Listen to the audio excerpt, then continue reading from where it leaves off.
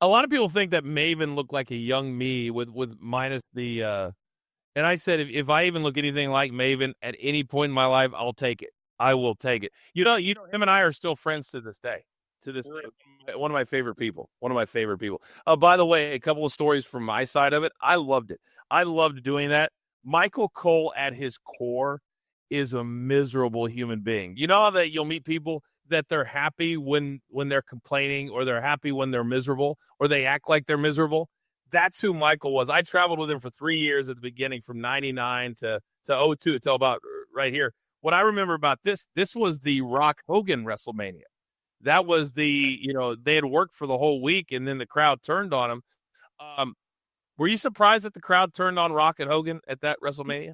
We knew that the day before, because we had been hearing rumblings, because they did the autograph sessions on the level above us, and we could hear the fans, cheering for Hogan and chanting for Hogan. And so I ran up there during a break, and the security guards wouldn't even let me get close, because the fans were so into it. So the next day during the show, I remember talking to Jan, and we thought, the way these fans are, they don't want to boo Babe Ruth. They see Hogan as Babe Ruth, and no one's going to boo him. I said, if from a physicality standpoint, if Hogan could meet Rock halfway, they were going to tell a hell of a story. And I mean, that is probably my most favorite match, because we're off to the side a little bit. We were right where the aisleway meets the ringside area, so you couldn't always see us.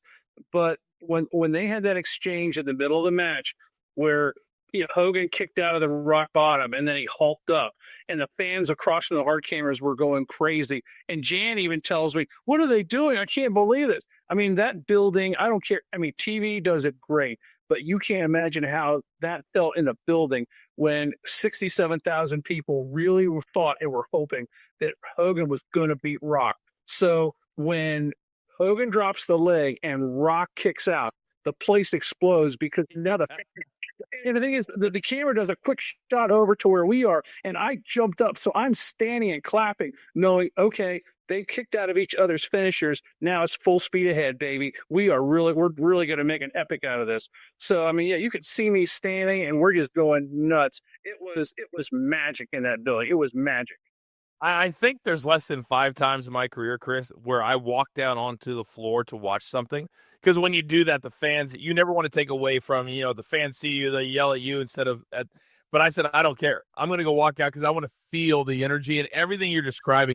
I literally have goosebumps on my arm right now sitting here, because you're taking my mind back. And that night was, and I want people to go back on YouTube and watch this match.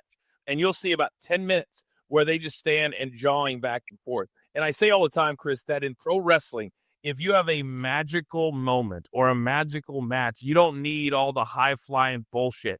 And Rock and Hogan were such massive entities that Rock in the moment knew, hey, the way we have this match put together, this isn't going to fly. We've got to completely switch it. And that's what they were doing. And to me, that is as high level as you can get in this business when you understand what a heel is, what a baby face is. Could you feel it there at ringside, the shift in how the match was going to go? And that's also the night of your "What Up, Jake" promo. Yes.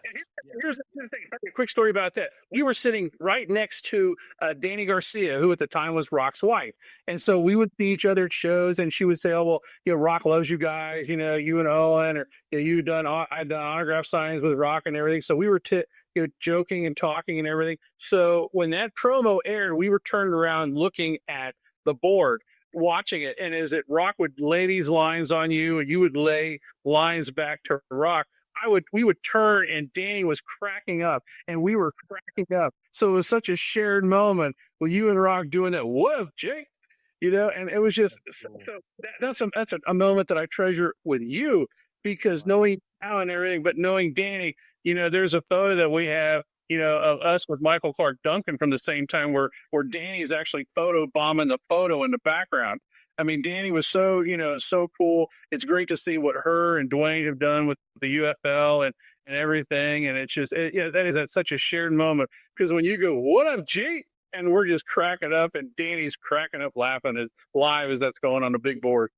I never knew that story till just now. I never knew that. That's amazing. Thank you for telling me that. That really, really is. Here's what I want to do because we've got to end this right now. But I'm assuming that you have thousands of pictures over the years from your different times. What I would love to do, if you're willing to do it, is bring you back on every few months and let's just go through because we spent 20 minutes just talking about 4 pictures, and I can only imagine you've got a ton more that you have the stories of. Am I correct? Yes. Would you be willing to do that so we could do a few more episodes and go through a lot of the pictures you have? Because I think fans would really like to hear the story from a fan's perspective, but also see some of the memorable moments maybe they don't even know happened through your lens. Would that be cool with you?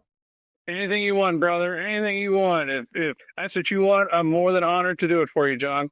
All right. Well, we're going to put a pin in it right here. This has been an amazing hour. Hopefully, everybody at home enjoyed it. Chris, this was amazing for me. We're going to do it again very, very soon. Tell Jan that I said hello. Hopefully, she can be on the next time that we do this.